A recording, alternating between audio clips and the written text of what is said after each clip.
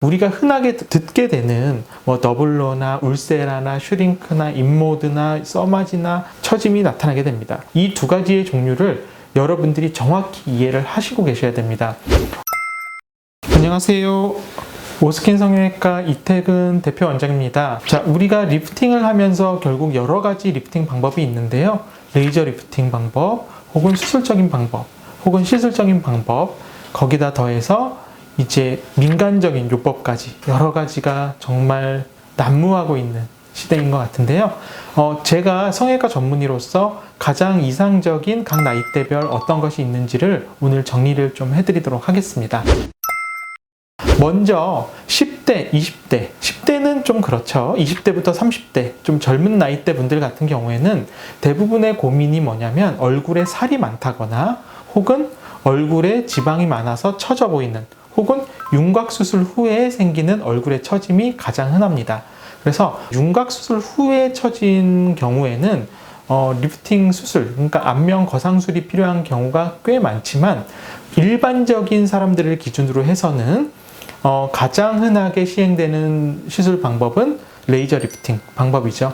저도 개인적으로는 20대, 30대 분들에게는 레이저 리프팅을 가장 먼저 추천해 드립니다. 그 이유는 가장 안전하고 그리고 효과적으로 받을 수 있는 리프팅 방법이고요. 우리가 레이저 리프팅을 받을 때 하이프라는 레이저가 있고 고주파 레이저, 크게 두 가지의 종류로 나눠지게 되는데요. 이 두 가지의 종류를 여러분들이 정확히 이해를 하시고 계셔야 됩니다. 오늘 제가 간단히 설명을 드리면 우리가 흔하게 듣게 되는 더블러나 울세라나 슈링크나 인모드나 써마지나 여러 가지 정말 레이저들이 있는데 하이프라고 부르는 레이저들은 기본적으로 근육을 태우는 레이저입니다. 그 뜻이 뭐냐면 우리가 근육을 태우게 되면 근육이 쪼그라드는 효과가 나면서 재생되는 효과가 나기 때문에 얼굴이 좀 더 작아지고 딱 당겨지는 느낌이 들게 되는 레이저가 바로 하이프 레이저고요. 이 종류에는 슈링크나 울세라 같은 따끔따끔한 레이저들이 있다라고 보시면 될 것 같습니다. 자, 고주파 레이저의 종류에는 크게 인모드나 써마지와 같은 따뜻한 열을 내서 우리 얼굴의 콜라겐을 재생시키고요. 그리고 좀 더 쫀득쫀득한 피부로 만들어주는 역할이라 보시면 됩니다. 그래서 환자분들이 조금 착각하실 때 고주파와 하이프가 같은 레이저라고 생각하는데 그렇지 않습니다. 원리 자체가 다르고 들어가는 층 자체가 다르기 때문에 저는 보통 20대, 30대 분들에게는 고주파와 하이프 레이저를 융합해서 1년에 2번에서 3번 정도 하시는 걸 가장 많이 추천을 드리고요. 그 다음엔 이제 20대, 30대 분들에게는 실 리프팅을 설명을 드립니다. 자, 실 리프팅이라는 건 결국 실이 들어가서 우리 얼굴 안에서 조직들이 엉켜붙게 하는 원리라고 보시면 되는데요. 실이 들어간 위치 쪽으로 해서 조직들이 엉켜붙기 때문에 좀 더 당겨지는 느낌이 나고 안쪽 부분에서 재생되는 효과가 굉장히 커지게 되죠.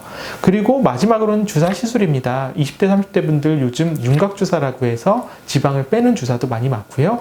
혹은 이제 스킨보톡스라고 해서 모공이나 이런 부분을 줄여주면서 피부를 좀 더 탱탱하게 만드는 주사들을 많이 맞으시죠. 그래서 이렇게 세 가지 실 리프팅과 레이저 리프팅, 주사 시술을 20대, 30대 분들에게 추천드립니다. 자, 그러면 이제 30대와 40대입니다.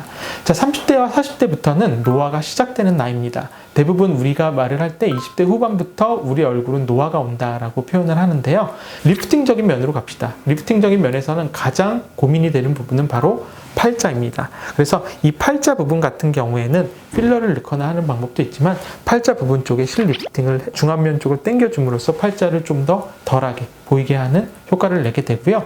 그 다음에 이제 비절개 스마스 리프팅이라고 해서 우리가 이제 절개를 하지는 않지만 스마스층이라고 하는 얼굴 근육층을 당겨주는 실 리프팅 혹은 엔도타인 리프팅 같은 것들을 보통 추천을 드리게 됩니다. 그래서 비절개 스마스 리프팅의 가장 효과적인 위치는 어디냐면 바로 이 중안면, 그 다음에 이제 목 쪽, 그 다음에 이마가 처진 경우에는 이마의 눈썹 쪽이라고 보시면 될 것 같습니다. 그래서 30대, 40대 분들은 우선적으로는 물론 레이저 리프팅을 기본으로 깔고 가는 것도 있기는 하지만 실 리프팅과 그 다음에 스마스 비절개 리프팅을 추천드립니다.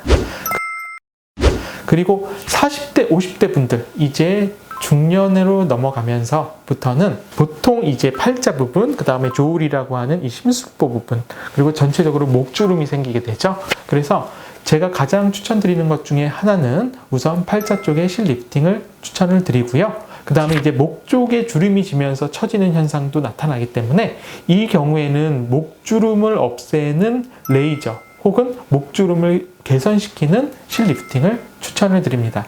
특히 목 라인 같은 경우에는 이 턱 라인부터 목주름을 이어지는 이 턱 라인이 무너지는 경우가 꽤 많은데요. 그래서 이 턱 라인 쪽을 살려주기 위해서 보통은 실 리프팅을 통해서 턱 라인을 좀 더 명확하게 만들어주는 것을 저는 추천을 드리고 있습니다. 그리고 또한 비절개적으로 스마스 리프팅 혹은 미니 리프팅을 통해서 얼굴의 중안면 쪽, 그러니까 핵심은 그거예요. 중안면이 처지면서 전체적으로 팔자도 생기게 되고 심수보도 생기게 되는 거거든요. 그래서 이 중안면 쪽을 당겨 올리면서 상대적으로 눈썹이 쳐져 있는 부분도 함께 당겨 올려주는 이마 거상술이나 이런 걸 같이 혼합하시면 가장 좋겠다라는 생각이 듭니다.